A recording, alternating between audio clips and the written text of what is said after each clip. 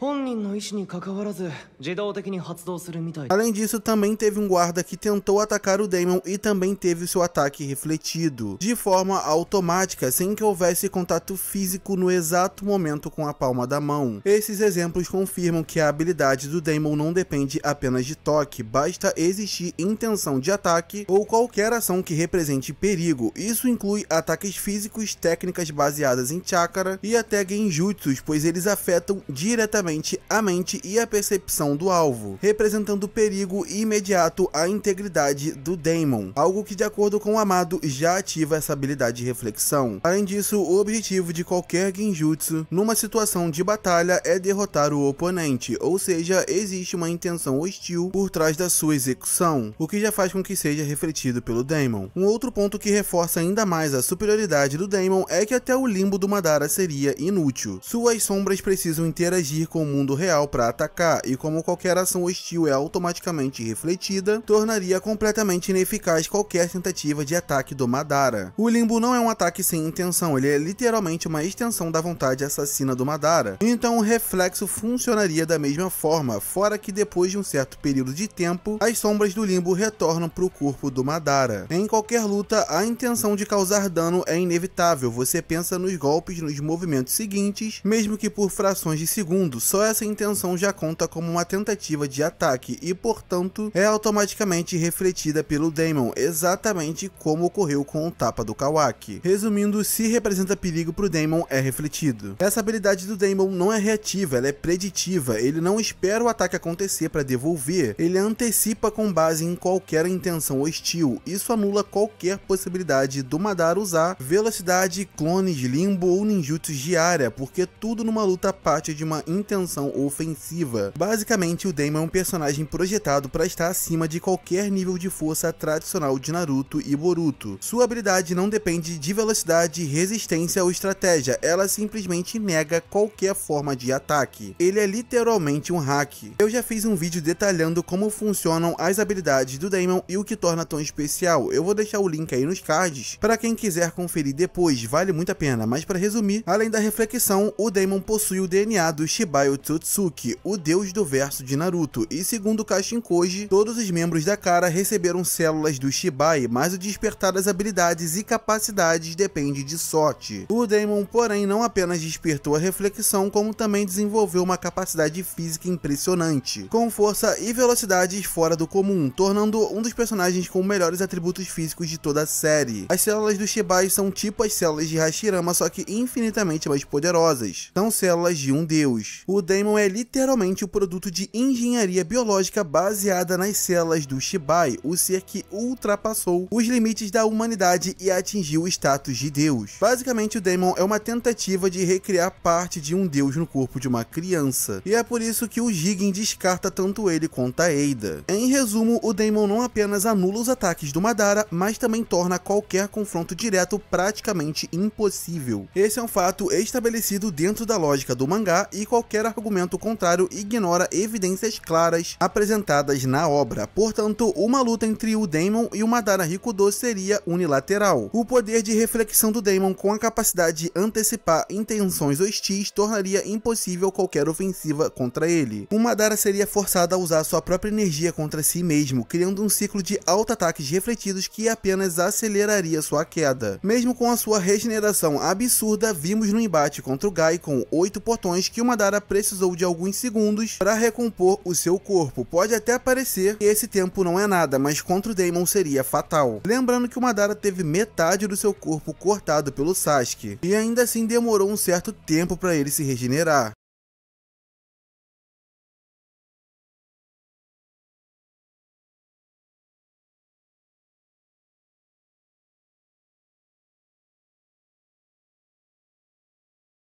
A cada reflexão tudo viria em sequência, acumulando danos antes que o Uchiha conseguisse se recuperar totalmente. Enquanto estaria se regenerando de um ataque, um outro viria em sequência. Com o tempo, os ferimentos ficariam cada vez mais difíceis de regenerar, e apesar dele conseguir sim se regenerar, esse processo deixaria o corpo do Madara exposto enquanto ele se recupera, como vimos que acontece, permitindo que o Daemon atacasse e fizesse o que bem entendesse nesse intervalo. Lembrando que o Daemon é tão rápido que nem uma usuária de Mangekyo Sharingan como a Sarada foi capaz de desviar dele. Eu sei, pode parecer que isso não quer dizer nada, mas a Sarada é a mesma personagem que conseguiu contra-atacar um Shinjo, que é parte do 10 Caudas e tem uma quantidade absurda de chakra, o que automaticamente faz com que ele tenha atributos físicos bem elevados, já que sim, quanto mais chakra, mais rápido você pode ser. Isso é deixado claro em mais de uma ocasião na obra. E como a própria Eida explicou, quanto maior a intenção assassina, mais devastador é o reflexo. Ou seja, quanto mais o Madara tentasse atacar o Daemon, mais forte seria o impacto voltado contra ele. Imagina o Madara lançando uma Gudoudama ou tentando usar outro ataque de larga escala. No instante em que ele projete uma intenção de ataque, o reflexo é ativado e a força e o poder do golpe é devolvida com uma potência ainda maior, direto contra o corpo real do Madara, que seria atingido pela própria energia divina do Hikudo que ele possui e carrega. Nesse cenário, o Daemon teria liberdade total para finalizar o Madara Madara de forma definitiva num ponto vital enquanto ele se regenera, podendo forçar o colapso do seu corpo. Inclusive o Daemon poderia até mesmo pegar o Rinnegan do Madara nesse caso. E se você ainda tem dúvidas, o próprio Madara admite que o Guy quase o matou, reconhecendo que o Guy foi capaz de chegar perto de matá-lo, o que significa que se o Guy tivesse energia para continuar e conseguisse acertar mais golpes diretos, especialmente em pontos vitais como a cabeça, o Madara teria perdido. Isso prova que por mais absurda que seja sua regeneração,